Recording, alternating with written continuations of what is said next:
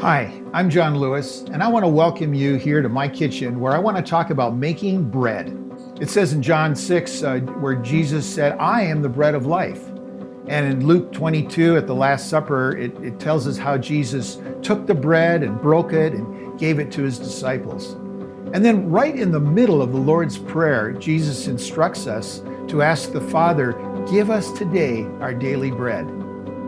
Well, recently my wife and I have been learning how to make a really great loaf of bread. And I've been amazed not only how much more there is to learn about this process, but also how much God has designed in this simple process of making a delicious loaf of bread. Let me show you what I mean. To make a basic loaf of bread, all you need are 4 ingredients: flour, water, salt, and yeast. And there's 4 things you do with it.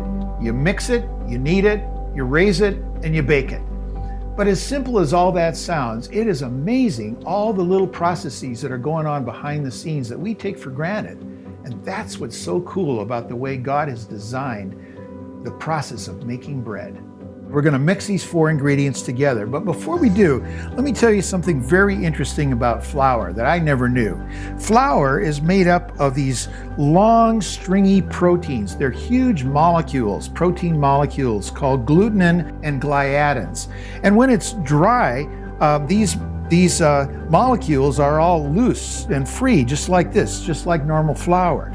But when we mix it together with water, they start to form these bonds and start connecting together, just like this.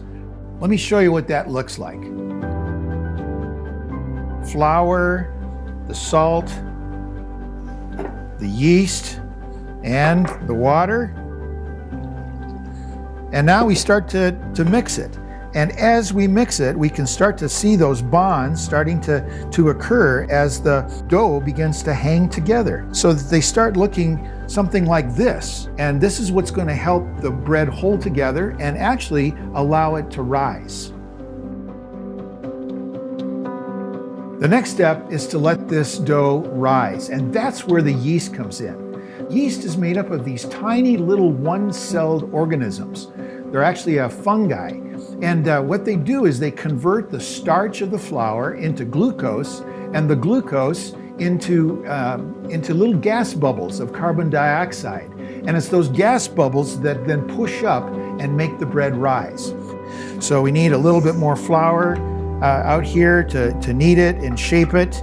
And it doesn't take a whole lot of kneading. Put a little more flour on top and knead this up into a nice little loaf. And that's about all it takes. There we go. We are ready to bake this guy and put it in the oven and turn it into a loaf of bread.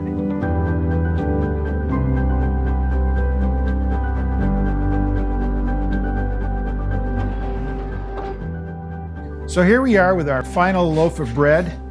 I've already let it cool a little bit, and we are ready to cut into this and see what it tastes like. You know, isn't it just amazing how all of these processes that God has designed to create bread for us? And you know, bread is probably the most common staple in all the world. So there you go, a fresh loaf of baked bread, and every single time we can take a bite of it, what a great reason to praise God and worship Him as the one who's designed how something like bread can be made.